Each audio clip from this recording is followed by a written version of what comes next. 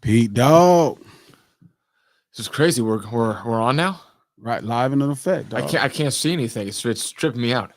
No, so what I'm gonna do, cause like I told you, I need to move this The picture. monitor. Yeah, put that monitor right there for the big comments. That's the plan. Nice.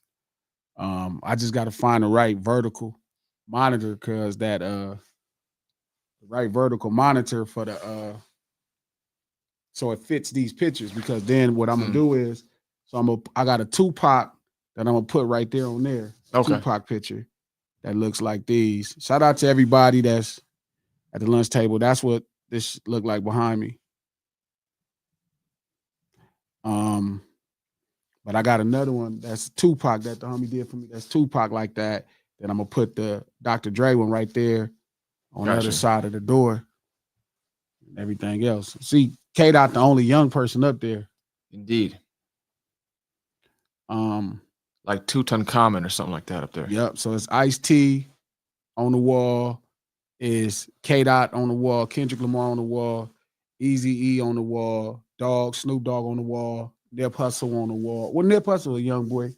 Cube on the wall, and Dre on the wall. And then I got the other one with Pac. Gotcha. Pac is for my monitor. Sure. Have I ever told you the story of how I met Dr. Dre? So it all worked together. Which is crazy. So when I first started rapping, I might have been into rapping and writing for like 2 years. I mean, I had just started rapping. At this point, I'm a full-fledged gang member, full-fledged dope dealer, just getting in trouble. Had you put anything out yet at that point, or pre-release? So I had put out like 3 songs. Okay. Like we did this song, me, Kay, and my brother Pooh. We did this song called Gangsta Shit. We did like 3 songs. We had this one song called BG Niggas Make the World Go Round. And that was like a big song in the area. Like the Mona Parks, the homie from Mona Park was playing it. The homie from PJ Wise was playing it. We was playing it, certain people. So that was like, I probably had only recorded about 25 songs total. But my older brother, shout out to Pooh and Pooh's girl and Dr. Dre's sister, Shamika, were like best friends. So he hits me one day, we at the studio, and he said, "Hey man, you want to meet Dr. Dre?" And I'm like, "Yeah, that'd be cool." So he's like, "All right, we're gonna go hang out with them for New Year's." So this 2002 going into 2003, this New Year's Eve. That's a big year. Right? So we go to this house in Calabasas, really nice house. You know what I'm saying? Really nice house. Dr. Dre's mom is cooking. This lady's a fantastic cook. She made soul food, chillings, and all that. I was eating everything in the world, right? And all her food was good. Yeah. So this is it get about 10:30, 10:45. I'm eating my food, whatever. Dr. Dre walks in and grabbed me on my shoulder. "Oh, what's up with y'all?" I see it's Dre, you know. And again, like I didn't grow up. My mom is the huge music fan. Gotcha. My mom is like every Tuesday when records would come out, she's buying them. Gotcha. Like my mom used to buy so much music, bro. Like she had to start going to the one stop to buy all the music to get a better deal. The one stops is where all the independent record stores was buying all of the music. So she bought so much music. Like my mom, when the feds took our house when I was a kid, they said they estimated her music collection to be like $5,000 or $10,000 back then. Yeah. So like she had vinyl CDs, she had so much music, man. Like, so I never had to have music on my own. Gotcha. Like I didn't start buying. The first CD I bought on my own was Dog Food, and I was probably like 15. I mean, that's how much music. Like I heard so much music growing up, bro. I didn't even want to hear music when I wasn't with my mom. Because when I went home after school, that shit playing all through the house. And my mom had a sound system in the 80s, bro. Like a sound system. So the whole goddamn house, you just hear music. You know what I mean? I know Cameo albums by heart. I know street songs, Rick James by heart. I know so much music by heart that I was almost sick of music. I just would hear music all the goddamn time. So I say that to say I didn't really have a look towards rappers in any special light because I wasn't into trying to be a rapper, nor was I tripping off music. I heard so much music. Sure. So Dre comes, grabs my shoulder. What's up, man? You know, welcome to the house, da, da, da. So we chopping it up. He getting his food, he eating, we laughing and joking. And he asking me questions. And I'm like, yeah, I'm from 7th Street Watts, da, da, da. Yeah, I sell PCP. I'm talking to Dr. Dre like we know each other. Yeah. And I'm just telling cuz like, yeah, this is what it is. Dre, da, da, da. So he like, this nigga is wild. So we ain't even talk about no rap shit. I'm just talking to cuz like a nigga off the streets, and he'll be the first person to tell you that's how I talk to cuz. Like he just nigga Dre from Compton. Sure. So cuz is like, we eating the food, bullshitting, so forth, so on. So later on, like as it gets closer to New Year's, I'm like, hey man, you should give me a beat, cuz like I want to rap on one of your beats. So he started laughing. Now, this is No Ceilings Live to Lunch Hour. Every Monday, Wednesday, and Friday, noon Pacific Standard Time. Feel me? Right here on Digital Soapbox. Click them thumbs up. Shout out to everybody at the lunch table. Squishy, Fats, Joey Westside, Teeth, what's the deal? K-Boy, what's up? Andre, Montega, Smizzy, what's happening? Lex, what's the deal? It's all craze. What's up, cuz? So shout out to everybody at the lunch table. We do this stream to support the No Ceilings podcast. It's in the description below. Right there in the description, we just dropped a fresh episode. We got dropping a fresh one tomorrow. We dropping a fresh one tomorrow. But this one is below. You can go listen to it right now on Apple Podcasts, iHeart Podcasts, anywhere you get your podcast. The No Ceilings podcast, executive produced by Charlamagne the God, the Black Effect Network, and iHeart. Right? So back to the point. So I'm talking to cuz. I say, hey man, give me a beat. Let me rap on one of your beats. He just started laughing, cuz, out loud. Now, at that time, cuz, I didn't know why he was laughing. I almost took offense to it. Yeah. You know what I'm saying? I'm like, cuz, you make beats, I rap, cuz, like this simple. It's a simple connection. You know what I mean? Like, sure. Mind you, this motherfucker probably getting $250,000 a beat at this point. Yeah. But I'm so fucking street and ignorant that I have no motherfucking idea, cuz, like, so I'm like, yeah, give me a beat, cut a rap on it. He crying, laugh. He like, you want a beat? I'm like, yeah, cuz just give me. I'm a rap on it, cuz we can put that motherfucker out. And I'm not asking Dr. Dre for a record contract. I'm not asking Dr. Dre for shit but a beat. Let me rap on one of your beats, cuz. Yeah. And I'm cousin him, like, so cuz is laughing. He like, this nigga wild. He said, hey, look. He said, look, G, I give you a beat, just bring me a record. That's all you got to do. Bring me a record. I'm like, all right, cuz yeah, I'll make some songs. I don't know what a record is.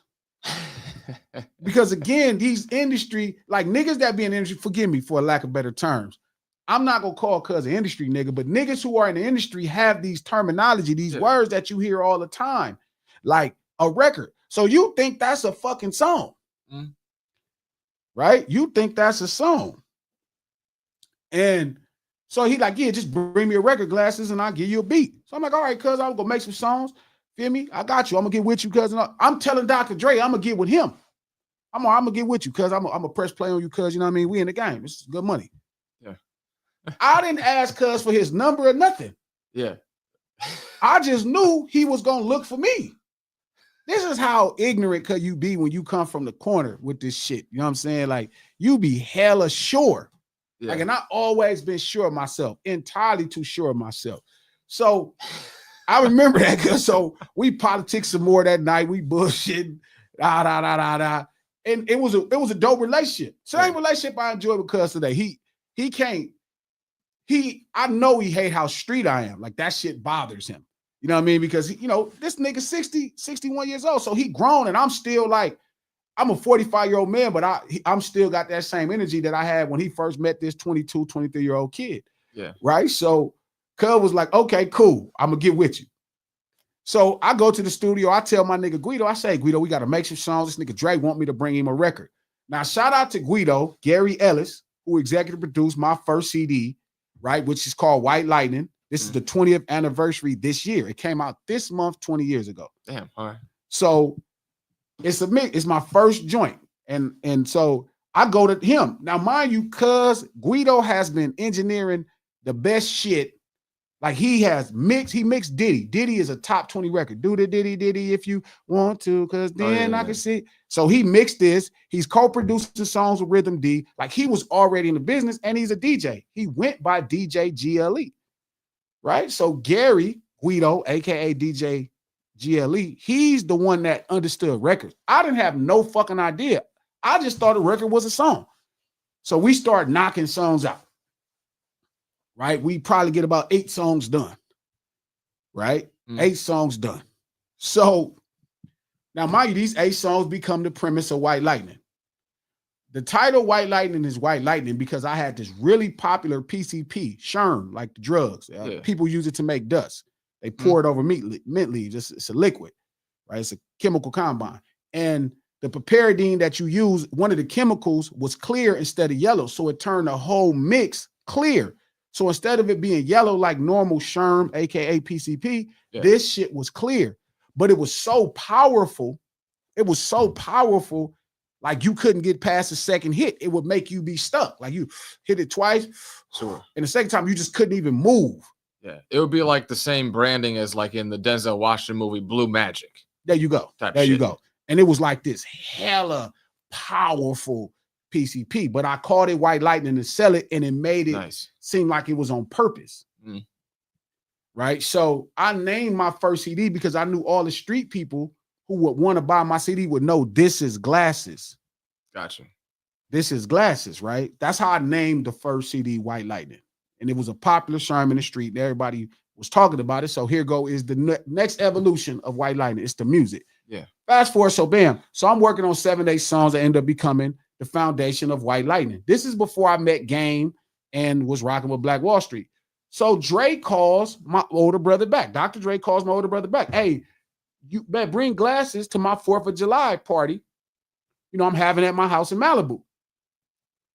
Shout out to everybody who lost their house in Malibu because his house is on the beach too, so he could have lost his too. But that's a long town. That is the longest city I have ever seen. It is long too.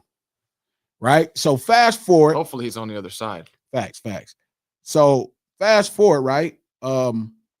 The keys weren't working. I didn't get that. What's going on for a second? What's happening? Dr. Dre tells my older brother, hey man, bring Glasses to my beach party. I'm having it at my house in Malibu. He said, okay. So he called me. He said, hey, G man, Dre called me. He more excited. I'm more thinking this. Yeah, you supposed to call me. I'm Glasses Loc. Like, you know what I mean? Like I rap, you make beats. Yeah. You know, still like this. You're just naivety. doing your job. Yeah, this naivety. I'm gonna send this to Dr. Dre so he can listen to this stream too. Because he gonna be like, this motherfucker was crazy. So long story short, I'm like, oh, okay, yeah, he hit you when he wants to come. Or he wants to come to his 4th of July. He just texted me his house to his address to his house in Malibu. It's on the beach. I said, okay, cool. So we get the songs together. 4th of July, 2003. Rewind back to the New Year's Eve party 7 months before that. Yeah. We're talking about 50 Cent. And I'm like, man, how big is this 50 Cent shit gonna be? He's like, man, it's gonna be the biggest shit in the world. I'm like, how you know? He's like, oh man, watch. So fast forward 7 months after that, this is 2003, July 4th. Yeah. So 50 came out, he's the biggest shit in the world. Sure. So I remember at the thing, he's DJing the party. Dre is DJing his own party. He's in love with the Inspector Deck album that comes out at this time. It's a really kind of West Coast sound, got a good rhythm, but he was playing it over and over. He just loved his Deck album. Oh man, he was in love with this Inspector Deck album. You could not tell this man nothing about that Inspector Deck album. Right? And he's at the DJ playing it for it's an old white lady trying to talk to me. She had to be about 40. She's laying across the top of the couch like a cat in my ear. And I'm like, man, mind you, I'm just a full-fledged Crip and a dope dealer. So it feels weird to have white people talking to me. Sure. There ain't no white people live in Compton and watch like that. So it's white people at this party. It is brothers and sisters too, but it's a lot of white people. Do you think it's kind of funny that like Dr. Dre, who has such an ear for being able to locate and create songs, artists, whatever, that just become just obscenely huge, too huge, bigger than things are supposed to even become. Sure. And the thing he wants to listen to himself and his own taste is a very niche album that was very local in its acclaim and kind of the opposite of what his model result tends to usually be. That's a kind of a very subtle I uniqueness don't know. in general. Only I'm gonna say I don't know because good music is gonna be good music, whether it's from the past or whether it's right now. You're gonna recognize when it's great though. When did he show up? Trap just popped in. You know, yeah, I just popped in. So, To man, I the can't side see door, to you. the What's going side on? door. My bad, to the side door. You know what I mean? Okay, so but he's in love with this Inspector Deck album. Sure. I mean, he going crazy off this Deck album and cutting, right? So we chopping it up, we bullshitting. You know, I'm laughing, joking. Still, you know, Crip cut, yeah, Dre cut. I'm still. It ain't hit me who Dr. Dre is yet. That don't really hit me until 2013 when I start studying hip hop. Yeah. Right. Shout out to Shatif. Controlled Substance was the name of the album. Much love to everybody at the lunch table doing their thing. Just let me get through story time and we're going to get to this conversation. So, because this is part of the conversation. This is why the conversation is happening. Right. So fast forward, because so I'm at this Dr. Dre party, Cuz DJing. And Cuz is nice. Like he not no punk.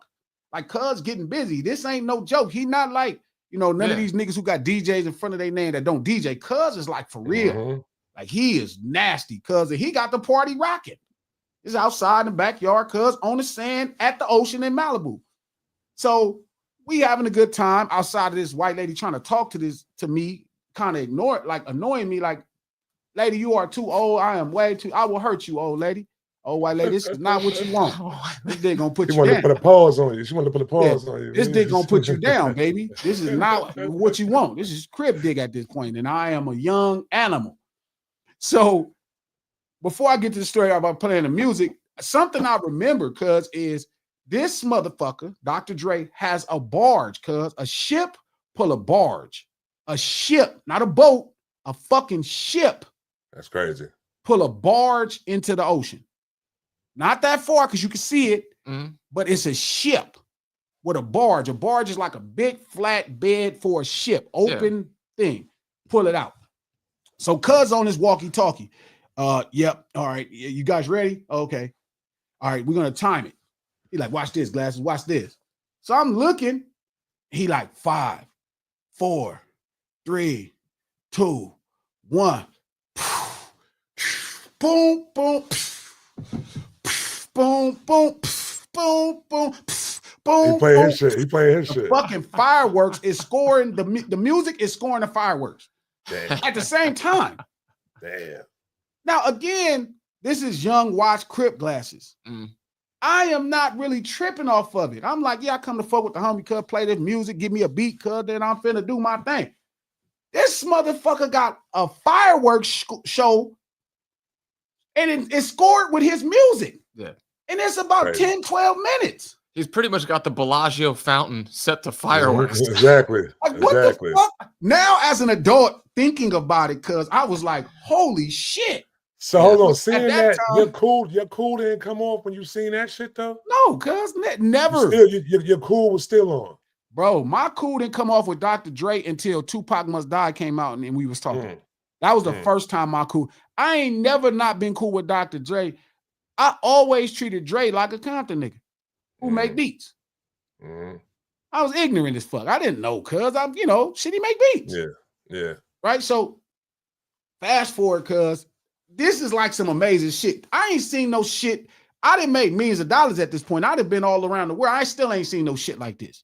Yeah. So now I'm thinking back like, yeah, that was crazy. So I end up, we talking, we chatting. I'm like, how'd you know that 50 shit was gonna be big? He said, man, this little bird told me. Bird? What you talking about? Girl? He was like, man, Eminem. Eminem knew it. Oh shit. Right? I did that for him and that shit blew up. It's like, damn, that's cool. So end of the party, we coming to the end. Coming to the party, you know, couldn't end and shit. So he like, hey, Glasses, look, my old lady want me. This is his wife that he just, you know, divorced recently. Right? So he like, hey, my wife on my ass, man. Gee, I'm finna go in here, man. Look, there's two things we can do. He said, I could play the music out loud for everybody, or I could take the music with me, feel me? And I can call y'all, let you know what I think. My brother is finna say, Pooh is finna say, all right, just take it. I said, oh, play it for everybody. It's cool. This how fucking crazy I am. It's all kind of motherfuckers up in this party that's music execs and shit. And I'm just so sure. This is real street urban culture. It make you have a false sense of security about who you are. And I mean, it's false. Yeah. But I'm like, yeah, play it for everybody. It's all good. So he's like, all right, cool. He laughing. This nigga's laughing at my ignorance the whole time. Don't lie, cuz. Trap, he's laughing at my ignorance. Right, cuz? So he starts playing the music. You know, he's jamming it. It'd be like 5 or 10 seconds when the music is playing. He'll skip to the next song. Oh, that's not it. Oh, that's he was not saying it. That's not it. In like 5 or 10 seconds, bro. He could hear it and be like, no, that's not it. So in my mind, I'm like, cuz, what this nigga trying to play me, cuz? Like, what the fuck is up with this nigga? Now I get it. I understand how records work. I'm game, like, I get it now. But at that time, I had no idea. So I'm like, damn, cuz, why this nigga, he ain't heard the song? Cuz, he ain't heard what I said. Skipping songs. He get to the 4th song. Mind you, it's only 8 songs on this little thing. Yeah. He get to the 4th song. 4th song is a song on White Lightning called All Wrong. Kind of traditional West Coast joint. He jamming it, letting it play. So wrong. Nigga, stay with all wrong. He get about 45. He's like, hey, that's cool, but that's not it. 5th song, skip. 6th gonna skip. So I'm like, oh shit, like, I'm gonna have to go make 8 more songs. This how crazy I am. We're at 7. So he gets to the 7th song. The 7th song, shout out to St. Denson. St. Denson did Good Time for Styles. I Get High. And at that time, there is no YouTube. So all your beats, somebody had to make them or you had to buy them. I bought that beat for $5,000. Mind you, that was a deal because St. Denson had Good Time for Styles. I Get High. This is a smash hit record. Yeah. So the song comes on, money, get you some money. I know exactly what sample you're talking about. Get I know you exactly some. I sampled Boom, boom, boom. Yeah. He started rocking this shit. And rap, what you think all I'm grinding for? What you think all I'm signing for? Money from the start of my life, the shit go off, and he just like in it. And he just jamming it. And people at the party like, hey, and they putting their hands up. He starts scratching. He's like, this it, G. This is it. And he hugged me. He was like, nigga, this is it, nigga. And he jamming it. He started again. Money. He just keep playing it. Do you find it more than a coincidence that it was song number 7? Or is that purely a coincidence? Say it, cuz. Check it. Oh, I ain't even did that. Same straight. What he said? Yeah. So he's jamming this song. He grabbed me. He like, yeah, nigga, I'm proud of you, nigga. This is it, nigga. I'm like, where's my beat? But everybody in the party, he rocking the party to this shit because he got it going crazy, money. And people like, hey, they rapping this. I'm like, damn, that's cool. So he like, man, whatever you doing, you need to stop. He knew what I was doing. You need to stop doing what you're doing. This is what you should be doing. That's how I knew I would take rap serious. That's how I fucking knew. Well, that makes sense. Given, it's fucking Dr. Dre. But again, it made me be like, and I didn't think of the magnitude because I didn't think he was going to give me a deal. Yeah. I just knew that if I could have pressed cuz, it got to be good. Got to be good because it got to be good if I can impress this dude. So I was like, okay. So I go back and Gary found out, shout out to Guido. He was like, oh my God, like you impressed Dr. Dre. I'm like, yep, cuz we just make these songs now, cuz.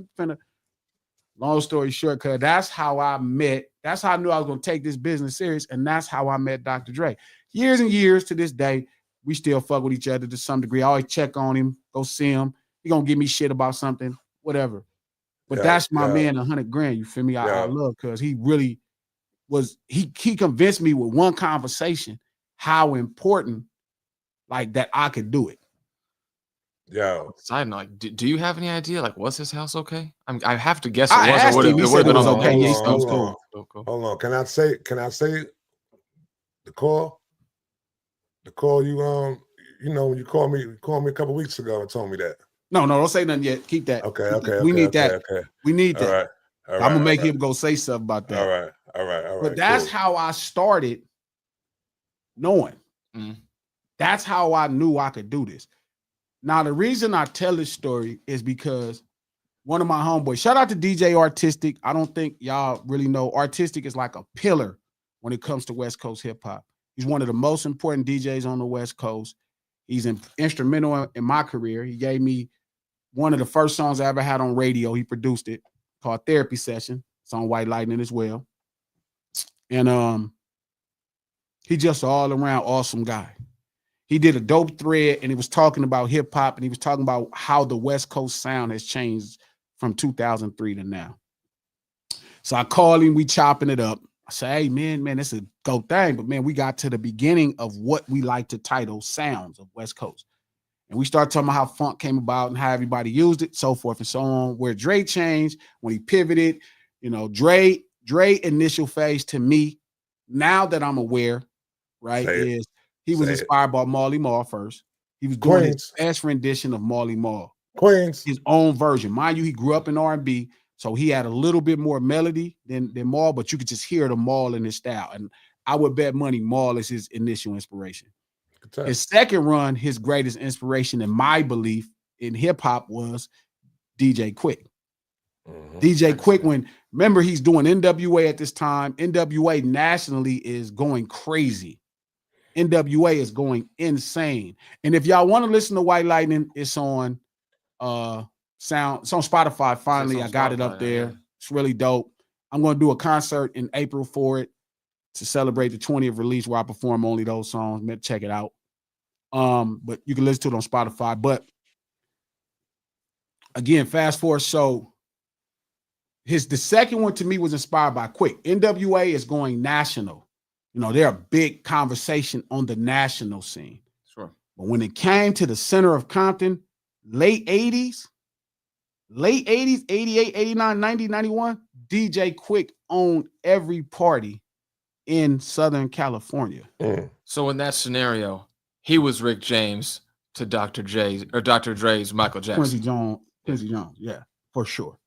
So that to me, like he saw the Quick thing happening, not as conversation, not the biggest conversation such as NWA, which was a more prolific hip hop conversation across the whole landscape, east to west, right?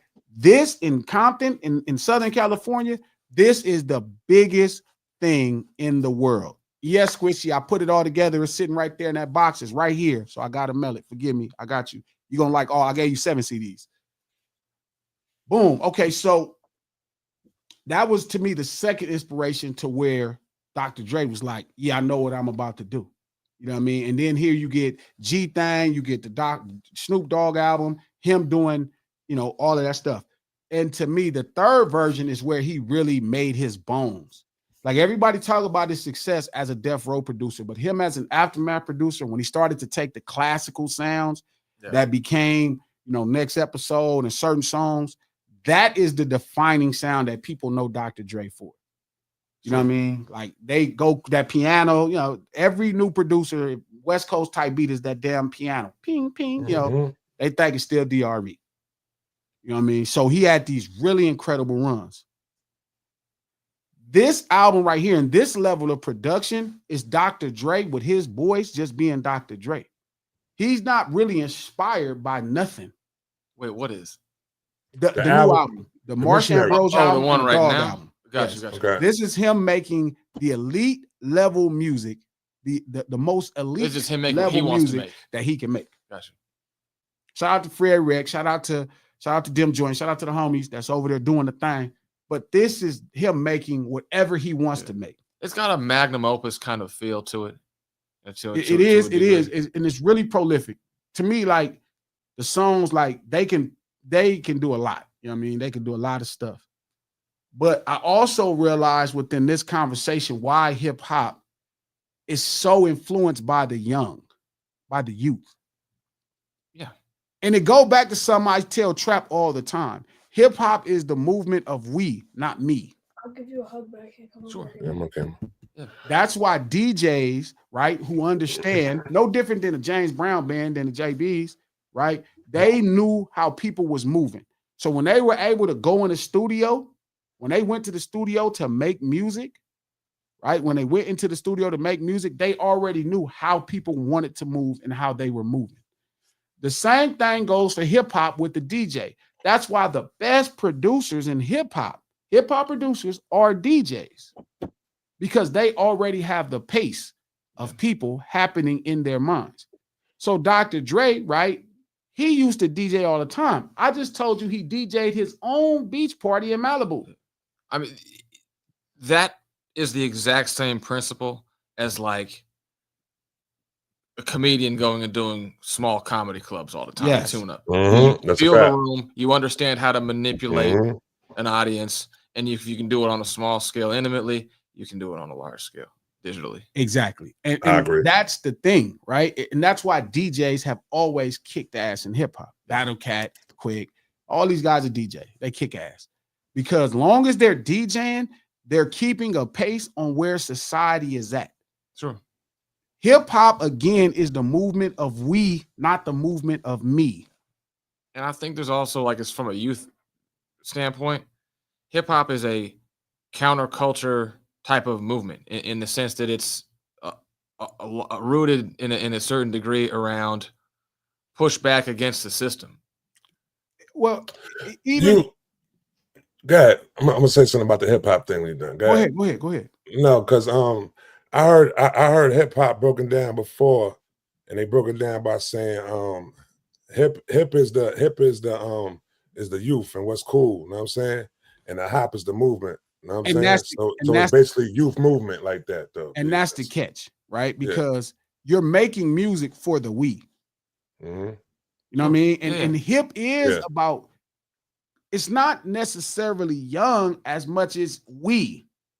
And we is at our most together when we're young. When we grow up and we get older, right? When we grow up and we get older, we kind of get more into the me and our families. Everything that's more me. But when you young, it's just you and your boys doing whatever y'all doing in your neighborhood, in your section, with your city.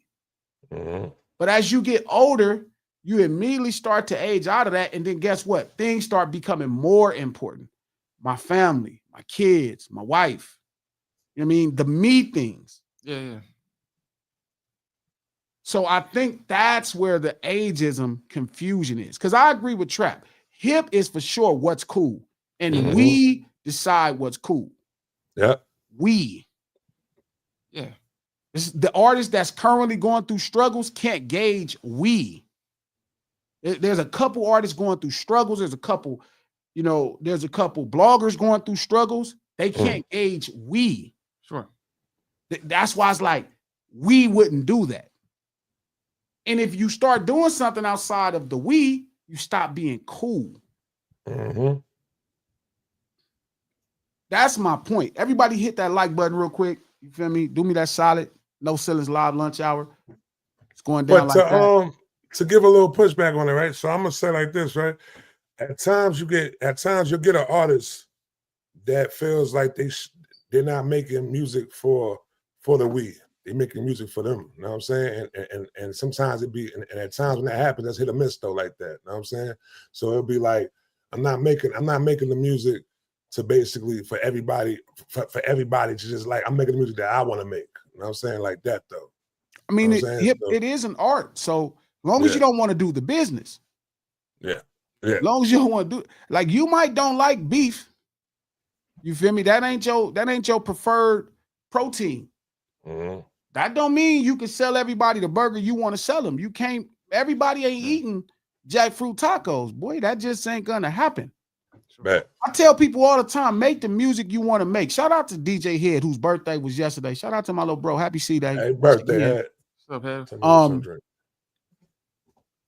But we also understood, if we want to make music the business, we have to be in the business of we. Sure. We have to be in the business of we. So I always tell John, different people, shout out to all the whole community at ADHD. You feel me? I always tell the homies, like, you got to meet the people where they at and lead them from there. Yeah. And people can only go ahead. I said people can only, like, if what's cool is here in this circle as a mass, you can be a little cooler if you're still touching the mass. You know, you start to get a little too avant-garde, you get a little too far away, you might be cool eventually, but then they have to come to you. Yeah. That could take a very long time. You can miss your moment. I've been a victim of that a lot of different times. I've been a victim of that, right? Being ahead of cool. So again, I've always expressed based off of my studies, my research, when I started to care, when I didn't feel entitled to hip hop and I really wanted to get an understanding what this thing was about, I understood it was street urban culture personified through the arts, or as the New York homies say, the elements. That's the way you express the culture through these things. And once you express them in these specific, through these elements, is hip hop, right? So again, being hip is cool. Cool is the approval of we. Yeah. You can't deny that. Like, that's what's we. Like, as I grow older, I stay with classic. I don't do nothing I'm not trying to do too much trendy. Like, don't get me wrong, I'm watching the groove. The groove is the low end to me of music, trap, right? The 808, the kick, the bass line. I pay attention to the groove. Sure. The melody stay the same.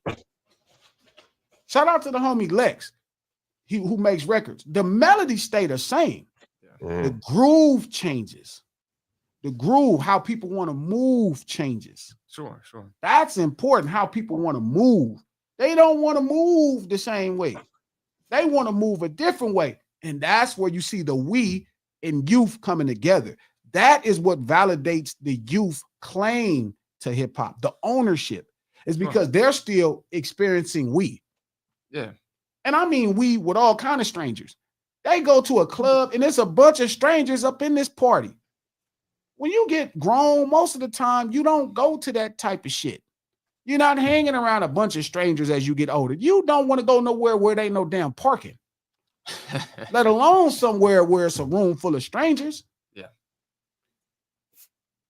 So every modern DJ, people talk about hip hop struggling. You know why hip hop is struggling the most? Because most of the damn people making beats are not DJs. And I think with that, like commercial arts, there's no room really to, hear the phrase like educate your consumer. Sure. You know what I mean? You can't do that. It's not like some new computer program where you have to educate your consumers. Eventually they'll learn to use this thing for their own benefit. In this, they're just going to go somewhere else entirely to where they want to be. And that's all, You have to be rooted in touch with the consumer base. Shout out to Squishy. She said close parking because I'm not walking too far and it better be free. That's how you know we getting old. You start complaining. Yeah, you start complaining about shit like parking, the distance from, and that's true because I'll be thinking to myself, like, do I feel like going through this? So I could feel certain ways that I could age out of hip hop. The only thing that works for me is always my street urban culture perspective has been justified. I logically understand why I'm thugging. It ain't just something I'm doing to be a part of we. Like, we started it, but G gonna finish it. That's where I'm at with it. Sure. But it's a big thing that if you're not DJing the current movement of we, right? If you're not DJing the current movement of we, then you don't know how people want to move. Yeah. You don't know. And hip hop for sure is a party. The hot part is a party. Right? So you have to gauge how people are moving. You might get lucky, but the consistency is when you can understand what's going on. Like Dre said something specifically in an interview, and I checked out the interview. Now I think about how crazy I was talking to Dre. Now I'm like, oh, this motherfucker is like some whole other world, next level shit as far as, what he does creatively in the space. He's out of this world. But he said something that messed me up. And he said, none of the hip hop is inspiring me today. I don't like that, man. I don't dislike it, but I also can understand how you could disconnect from we. If you don't see nothing, and I was having this dope conversation, shout out to Artistic again, right? Shout out to Artistic again. I think that's what happened with Michael Jackson and Bad. See, when Thriller came out, okay, when Off the Wall, I could hear the Marvin Gaye in it. I could tell Marvin Gaye was moving, Mike. You could listen to Don't Stop Till You Get Enough and hear Got to Give It Up. It's the same song. So it didn't matter all of the pop music he was doing, the disco riffs, because he always kept at least a little soul in the music, right? On Thriller, when you listen to Give It To Me, Baby, when you listen to Thriller, you can hear Give It To Me, Baby. It's the same groove. Sure. Do-do-do-do-do-do. Do-do-do-do-do-do-do-do. It's the first count. Do-do-do-do-do-do. Do-do-do-do-do-do. Do-do-do. That's Thriller. That's the whole song. That's the whole groove. So while Rick was rocking a party, you know what I mean? He took the same groove and went in with the groove. And obviously Quincy Jones is such an animal as a producer. Oh boy, too. What's the other dude name? The dude who played the key. Temperton, yeah. Oh, he's the writer, Temperton. The writer, yeah. Made the melodies. Like they understood the groove, and you can hear the Hall of Notes. I Can't Go For That in Billie Jean. So even though he had the pop records, the records with Paul McCartney, blah, blah, whatever, right? He was anchored in enough soul to make it work. When it came to Bad, the biggest thing going on the urban scene in 1986, 87, 88, you know, pre he about to say his shit again. He about to say this shit again. I know what he about to say. Pre Keith Sweat, you know, establishing what became New Jack Swing with Teddy Riley, the father of New Jack Swing. Yeah. The biggest thing was a group out of New York. They called themselves, or wanted to call themselves, the New York City Players. The Ohio Players, the record label, wouldn't go for that. So they changed their name to Cameo. And I think that's where Michael Jordan ignored the movement of we. I couldn't imagine what them dudes in musicianship, because don't get me wrong, to us, Cameo is a superior band. They are, you know, again, in hindsight, you know, 50 years later, Cameo look like fucking amazing. Yeah, they look like fucking what's them old white people name? They used to be making that music back in the 1800s and early 1900s. Well, you talking about making music in 1800s? Yeah, I'm talking about them crazy people, them crazy names. And, you know, all them crazy symphonies and shit. You know them dudes. You talking about Beethoven and shit like that. Yeah, like Beethoven. Yeah. Like Cameo compared to today's music sound like fucking Beethoven. Yeah. But I couldn't imagine how he saw that at then, to where he didn't embrace the movement of we in that urban space. Because Cameo was crazy. Again, back to the initial story with Olivia raising me with music, me knowing Cameo album by heart. Cameo was like nigga shit. Like, oh my God. You couldn't tell black people about just Cameo. Like Candy. That's Candy, that's Single Life, that's Word Up. They is popping it. Shout out to Larry Blackman and that whole thing, because it is hella underrated. Yeah. Right? So Sparkle, like they owned the black ear. They owned the black ear when it came to that groovy space. They was running the groove. And when you listen to Bad, yeah, my bad, God. And when you listen to Bad, you don't hear that in Bad. You hear closer to pop. He did Ray Parker Jr., right? He did take the Ghostbusters song and make Bad. You can hear the same Toto. Shout out to the LA band, legendary band Toto, you know, Africa. You can hear that in Liberian Girl. You can hear certain things, but you didn't have that Rick James that you had in Thriller, or that Marvin Gaye that you had in Off the Wall. You didn't have Cameo. And I think it's because he didn't see, I don't know. I can't say nothing, and I don't want to imagine why Mike didn't take something from Cameo and make it his at the next level. And that was like the ultimate time. So when I'm looking at what Dre or anybody else making music that is, you know, definitely growing up in hip hop in this space, if they are not looking at the current landscape of how people are moving, you're doing yourself a disservice if your goal is the we. Now, again, their goal could be something different. Them dudes probably getting their songs on FIFA. They probably use this whole thing for the Olympic soundtrack. I don't know what deals Dr. Dre and Dog make. Them dudes they be playing this in Mars. I have no idea. But the connection to we, and this is why I'm saying can you age out of hip hop? When you stop paying attention to we, or you stop putting respect on we, that's how it could happen. Do you feel like LL's approach to the force was his focus on the we? No, LL's attention to the force is classic. Okay. See, certain things are forever. Yeah. Like some parts of the culture go throughout. It don't matter what's happening. That is permanent. Like we're gonna have a breakbeat hit. We're gonna have a boom bap hit for sure. We're gonna have a boom bap hit for the rest of our life. We're gonna have, you're gonna have Bruno Mars making some level of funk. It's gonna happen forever because some of these things are classic when done correctly. So, like what LL did, and I respect it, he stayed classic. Yeah. He didn't push the envelope for popular music. He said, you know what? I'm not worried about what's popular. I'm going to do what's forever. He did the Dodge Challenger. Exactly. Fucking right. Fucking that's Dodge. The smartest thing Dodge did was come back with the Challenger. Yeah. That's a fact. Same with Chevrolet. It's a Camaro. Yeah. That's a fact. There's certain things about culture we gonna always love. A pair of Dickies gonna always be a pair of Dickies. Yeah, it's gonna be polarized, and some people be like, that nigga wearing Dickies. But trust me, there are people around the world every day wearing Dickies, like Chucks, like All Stars, classic. Could never go wrong with a fresh pair of Chucks. Fresh pair of ones. Same thing in New York, the ones. So LL to me stayed classic. He didn't try to gamble. He didn't gamble on where today's movement was. He gambled on where Black people are at, or where culture is at infinitely.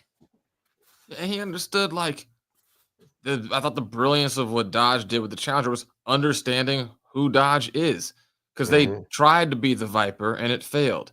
They weren't going to, Dodge can't be the Cybertruck. They could have made it or something like it, but they're Dodge. You can't come out and be that fucking edgy when you're a Dodge. Elon can do it because he's fucking nuts.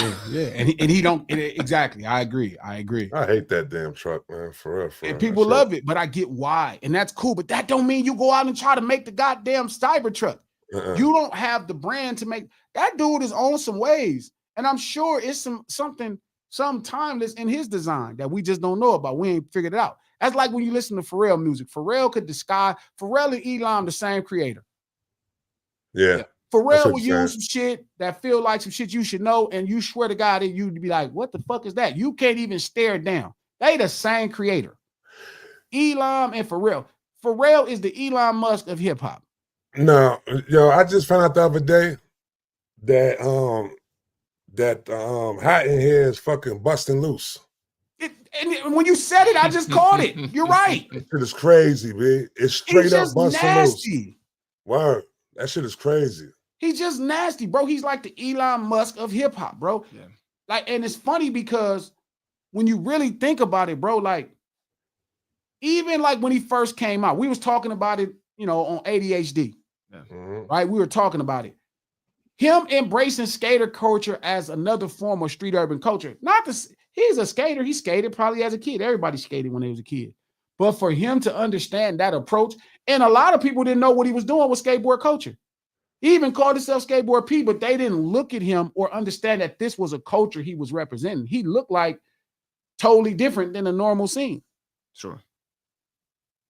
Like Pharrell and Elon do the same thing, but for the most part, staying classic is obvious. And that's where I think LL and Common did the same thing too. And LL and Q-Tip got it correct. They stayed classic.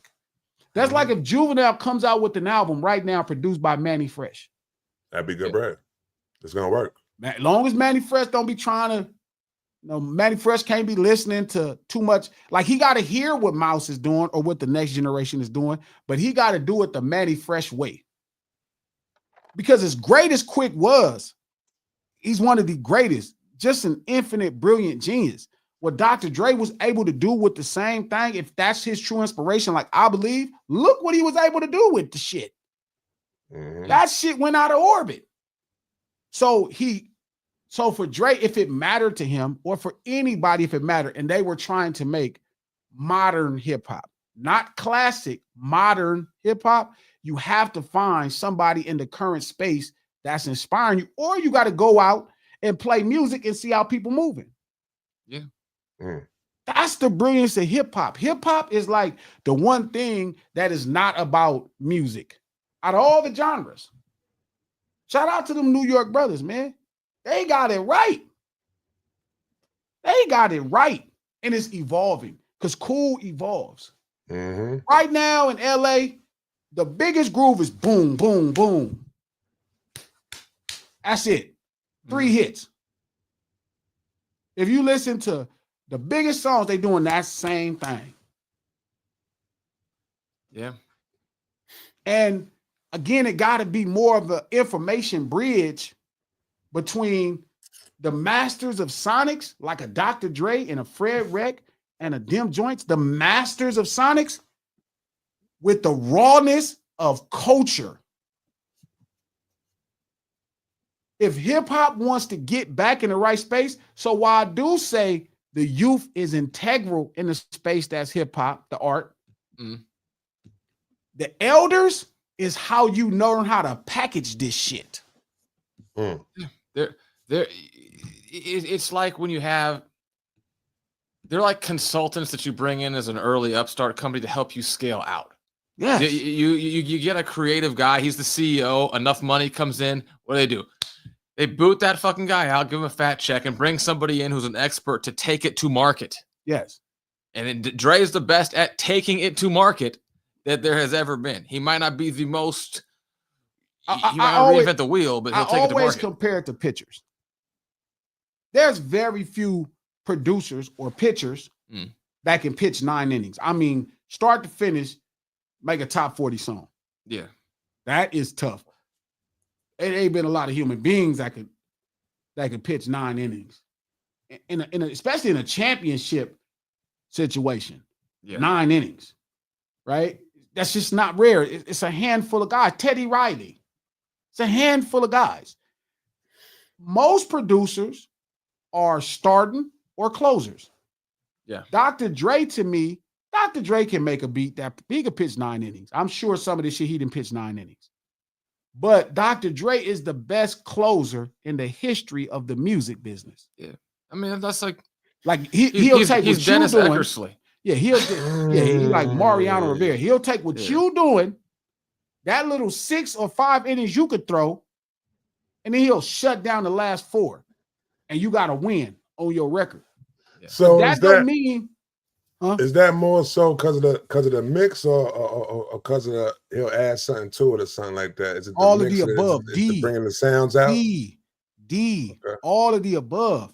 Right. He's gonna add something. He's gonna change the sound. First off, the quality that he just has in his backpack, in his MPC. His mix is crazy. The quality of sounds. Like Warren G, that was one of the greatest things Warren G told me. Warren G was like, Glasses, most of the mixing starts in production.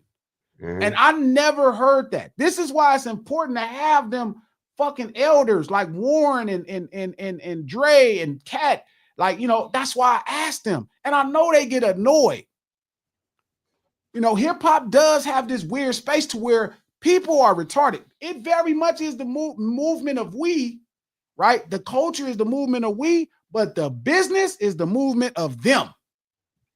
Yeah. And we all trying to make a dime or two, bro. That just come with the territory. We all trying to make some goddamn money. We ain't in this shit. We in this shit to express it, but we also in this motherfucker to make some money. So again, hip hop is the movement of the youth, but the business is hip hop is the language of the youth, but the business is the movement of the wise, the elders, all them people who've been doing that business. That's why they have to work together. Every now and then you could get some that work out, but you ain't finna win 100 games. Ain't no baseball doing that. Sure. You eventually gonna have to plug in. And that's the brilliance of hip hop. That's the brilliance of hip hop. It is that's why Wu-Tang is the greatest hip hop group of all time. It's 9 niggas from a place that nobody else ever got on from. That's how powerful it is. Hip hop's so powerful. 9 people broke Staten Island at once. Shout out to Wu-Tang. 9. Yeah. That's why it's so polarized. That's why them motherfuckers could do the Forum, the Forum, where the Lakers played in the 80s. That's almost 20,000 people. They could do the Staples Center because there's 9 of them. Well, I mean, yeah, they're half the seats in the arena are just Wu-Tang. the act and management. So when people ask me, can you age out of hip hop? You could put yourself in a position to be on your own, but it's a choice to pay attention to what everybody's doing. It's a choice. Yeah. But I don't know, man. I think I mean I understand what you're saying completely though, but I think if you because what I'm getting from what you're saying is that it's like a follow the leader type thing right there. Like, all right, this is what's working. No. All right, so I'm just making sure you're not saying that. No, because this is what's working. Right now, there's no one person. I don't like cookie cutter shit though. Know what I'm saying? I don't like but that's not quite what I will do. Uh-huh. Shout out to Lex. Hip hop will always be mine. I respect your point, Glasses, but no, I will never age out. I didn't say that. You didn't hear what I just said, Lex. Is that Lex? Yeah, that's Lex. You didn't hear what I said, Lex. I said you can't. You can only check out. You can only decide that you have no more investments into we. Yeah. And at that point, you just walked out on your own. Your has life nothing to do with you growing up. You just decided that we don't matter anymore. Yeah. Or everybody's, I mean, I'm sitting here. This is where I am. I'm in hip hop. Well, everybody got up and went over there, but you stayed there. So guess what? You're not in it anymore. You're still right where you are. And they moved. You could be over here and be looking at what they doing. This is the thing. Premier couldn't ever do what Cash Cobain does. Mm-hmm. Premier could never do what Cash Cobain does. Never. But Timberland can. Well, but this is the thing. Premier can make what Cash Cobain does 1,000,000 times better. I don't agree. It's for sure. I don't agree. It's for sure. You know why? You know why Timberland can make it and Premier can't make it? Premier is cut from the Molly cloth. Break beats and samples. That's it right there. You know what I'm saying? With Timberland is instruments, sounds, and so on and so forth. Premier is not totally sounds and instruments. Discrediting what Premier does and his knowledge in the space. Samples and break beats. It's way more nuanced than that. You do samples and break beats. Mm-hmm. That's what he does too. No, he does break beats. His understanding. Trap, you can't. It's not the what, it's the how. It's the how. Samples and break beats. No, like say it's like you're trying to scale out some new food you invented, right? More than that. Someone who's like when Wolfgang Puck's going to come through because he can have a restaurant that's got 500 locations and people will eat there based off of the manner in which he cooks. And you're the hottest new Thai fusion guy in Hollywood. And you want to go from being, the coolest one spot niche restaurant to being big. Sure. He's going to say, look, you need to add a little bit of cream here. We have to deviate you back to the median a little bit so that you're more consumable by the masses. So you got to throw a little cream here. You got to take a little bit of heat off of that, and you got to put a little garlic there. And now the amount of people who are going to have an appetite for your dish is going to go from 30,000 to 500,000. That's kind of like what it seems like Premier and Dre do. Yeah. And they don't do that. Premier don't do that. This is what I'm telling Trap. His understanding of sonics would take him to another level. And one thing you got to understand about Premier, he's owned the heart and soul of New York's hip hop scene for 30 years. He's the core of it. He is the classic. No, he's not, bro. No, he's not, bro. That from the outside looking in, y'all like to say that right there, B. But we got you put him over Pete Rock. I'm not putting him over. I'm not putting Dr. Dre over. Hold on, not the hardest song. I'm not putting Dr. Dre over DJ Quick. We're just using them as examples. They are all Premier, in their own lanes of what they do. It's not one or the other. Pete the is reason why you another think that, supreme. Hold up. Pete yeah, is another supreme level of mastery when it comes to the heart and soul of New York street urban culture. Same for RZA, who I've told you offline is probably the greatest in my mind. If we not talking even about the boys from Brooklyn, track masters. mhm. I'm saying the elder hold the wisdom of Sonics in another way that young people don't have the wisdom to know No, consistently. see, I gotta keep agreeing, gotta keep disagreeing with it because to the fact of you would have never, you'd have never for what Cash Cobain was able to do. You know what I'm saying? So that wasn't nothing. That wasn't that was him. I like the youth. I like youth production. Like I like the first of. I love older production. I love P Rock. I love Premier, RZA, all that because I like break beats and samples like that, right? But at the same time, though, I respect the person when the instrumentation is, you know what I'm saying, and they're able to use the instruments and bring out different swings, different, you know what I'm saying, different break, you know what I'm saying, different breaks and all that shit like that. You know what I'm saying? And that comes from the youth within challenging themselves and not trying to be like us. You know what I'm saying? You got that wrong. Trap, stop doing that. It's the reason you have kids. Don't sit up here and keep talking like your kids could be somebody without you. Your kids gonna go up to be who they is, but without your guidance, they'd be in trouble. Listen, what I understand with having kids is, so when I first had my kids, right, what I thought was like, yo, I'm gonna mold my kid to be exactly the way I want him to be. That's not the same. That's not what I'm talking about. It's not. You're gonna that. It's not. It's not. There's between molding them to what you want them to be and guiding them to what they want to be. It's impossible to mold your kid to the way you want them to be. That's not. We're not even talking about that. I'm telling you what Shirley Dre knows about it. Okay. Are they still using snares in Kurt Cobain's beats? Not all the time. Do they use a snare? That's a fact. Huh? Not all the time. He uses, like Kurt Cobain beats, he uses fucking like little sounds and charms. So on the whole, he's using a tom instead of a snare? Yo, bro, I'm telling you, bro, the man. I'm asking you, does he use a percussion? Like hi-hats and stuff like that? Yeah. Any percussion, any instrument. Yeah, he uses hi-hats like that, though, yeah. Premier knows more about percussions, his wisdom and information. It knows more about percussions than somebody who hasn't worked with percussions. Have you seen Premier make a beat? Yes. All right, so Premier makes a beat. He samples all his drums. He samples all his drum breaks. He samples it's straight sample. And he got a list of drum breaks that he's using right there. You know what I'm saying? I gotta put you in the studio so you can see what he's doing. I seen what he did. I seen what he do. Listen, I'm not taking nothing away from him. I'm talking about not just from inception to finish when they mixing the breaks. Okay, I got you. Because that's the same thing we're talking about. And this is what he means, like when you say closers, it's refining what's already there. And with these guys. It's not what they did with that song was so great.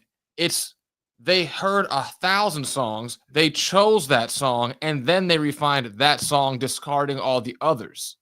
It's a whole process. And I think, I think that's the confusion, and I think that's what's wrong with where the space is at now. It's not enough appreciation for wisdom as well. We'll go back to the White Lightning. Sure. I'm sure you thought all 8 of those songs were fire. Yep. Or you wouldn't have put them on there. Yep. He listened to all of them and said, that one's the one they want. Yep. And that's 3/4 of the work right there. And it makes sense that it came from St. Denson, who at that time his sound had broke through. He had figured something out. But again, whichever wisdom. So the aging out of hip hop is probably not possible if you are truly the culture itself. But I think you could check out. I think you can decide to stop paying attention to we. So it's not a follow the leader thing, because at the same time, Dre, even if, let's say he says Quick is his muse. Let's say he hears this streaming, like, you know what? Yeah, Glasses, that's true. Quick is my muse. He was doing this and that. G-Thing, Dre Day do not sound like DJ Quick. Let's say Warren G saw what Quick was doing and Dre was doing. And he was like, man, I like that. That's his muse, right? When it came to the hip-hop space outside of R&B. Regulate does not sound like G-Thing. Let's say Slip saw all the stuff they was doing. DJ Slip from Compton's Most Wanted, right? A straight up Menace doesn't sound like G-Thing. You get what I'm saying? Primo could look, Primo could have looked at Pete. I don't know, because I don't know that history of how they saw each other. I know this one a little more. But he could have looked at Pete and was like, man, that Pete Rock shit is crazy, and made his shit don't sound like Pete Rock. Q-Tip could have saw whoever, it don't sound the same. The reason we feel like hip-hop sounds the same right now at a level is because when everybody first starts, they are emulating somebody for the most part. It is a couple guys in hip hop, you know what I mean, that come out the rip and they just got some. No, it gotta develop into that though. But but most people start with training wheels to ride a bike. It's gonna be very few human beings that just hop on a bike and just pop a wheelie and go. So what we're hearing is a lot of people using beats, right, that are training wheel beats. The elite level, Tay Keith don't sound like Mustard. I think of like a good, as far as how these small details are the separators. Yeah. Like Manny Fresh came out of a dense environment of people creating like that same kind of sound at that time in New Orleans, right? Yeah. Everybody's kind of doing the same thing. The little things that he did with his sound, which was the same type of sound, using the same type of everything, because that was the sound in the city at the time, is what separated and made that consumable 10 million units versus we did 50,000 in the city of New Orleans.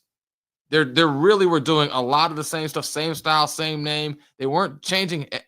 Like the space wasn't that big. It was just the nature with which he did the little things that helped get it out of the city. Yeah, I agree. That's fair. So I don't want to hold that against hip hop. You just have a lot more training wheel beats, Trap. That's all, because most people didn't have a music program, so they're emulating something right there, and then those beats are being selected. But if you look at the major league pitchers in professional hip hop today at a professional level, none of they shit sound the same. Hit Boy shit don't sound nothing like Mustard. That don't sound nothing like Tay Keith. That don't sound nothing like them guys that's placing top 40 songs. None of them guys sound the same. Now, at the lower level, when you first get into the league, yes, you're going to hear a lot of things that sound the same. But at the professional level, you can clearly hear the difference. We just got a lot more amateur ball. And we have some amateur ball. We have amateur leagues that are big league things. We do. It's all kind of people getting deals that don't know much about music. So that's all I'm saying. I'm saying you have to look at the we. You have to look at the we. You have to, because hip-hop is the movement of we. We decide what's cool. We move together. The movement of we. So you only could age out if you stop recognizing the we in things. The we. That culture that you grew up in, the we of that thing. That's where you disconnect. Hip hop is I agree with them that within it being the we. And what we did was we turned James Brown drummer, Al Green drummers, and we reinvented their drum breaks that they came up with, and we made it into hip hop right there. You know what I'm saying? And that's what we did. You know what I'm saying? For the most part of every hip hop song you're gonna hear, it's the same drum. It's Al Green's drummer, it's James Brown drummer. I forgot the dude's names right there. But those breaks they was using right there, we reinvented that right there and made it into hip hop. You know what I'm saying? And do so much in there. Even if you playing it out or you even sampling that shit, that's the breaks that we use right there. You know what I'm saying? So we stop tapping it. My bad. we did okay, I'm tapping the table, but we did like, yeah. So I get the weed, you know what I'm saying? So we took it and made it into ours. I always say hip hop is the only genre that could take anything and make it into hip hop. You know what I'm saying? I You can think make all of the genres could do it, but no, every genre can't do it. Every genre can't do it. Every genre can't do it. Hip hop is the only genre we could take anything and make it into hip hop. We could take anything. I think everybody else could do that. Okay. I So think if you look at what Ray Charles did with Must Be Jesus, and he turned it into soul. I'm sure they could turn the rock. way he sang it. The way he sang it, though. That's how he played it. There's cases of this in the music every in the other 70s. genre. Yeah. Like there's songs that like James Taylor did that, and he's a very folky, hippie, earthy rock and roll, I guess if you want to call him that singer. And there's a Isley Brothers hit that was one of his songs that they just did. Yeah. Like that has happened, before. There's precedent for that. But I agree with. But again, that goes into the movement of we saw us dancing to the dance break. Yeah. And we was like, okay, we're gonna reorganize the melody of what's happening over something that makes your feet move. That's all Dre Quick, Warren, and those guys did, and Cat did. Weak and Freak It is just Ray Parker Jr. Tell Tooted and Booted ain't nothing but the association. Like, what people are going to move to? What is the we going to move to? How are we moving? That's all I'm saying, dog. It's just the we. And if you stay in touch with the we, you're going to always have your pulse, on the heartbeat of hip hop. You always. And if nothing else, shout out to LL Cool J. If nothing else, shout out to LL Cool J. You could just stay classic. You could just stay classic. Mm-hmm.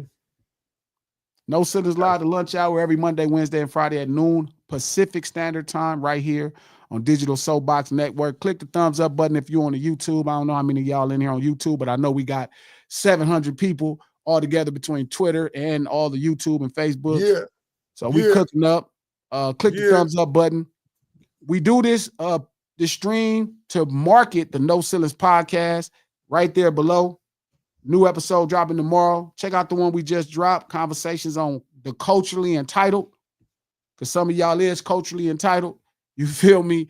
It just dropped. You can listen to it on Apple Podcasts, iHeart Podcasts, or anywhere you get your podcast from. The No Ceilings podcast, executive produced by Charlamagne the God, the Black Effect Network, and iHeart, and we out this thing. Much love. We out.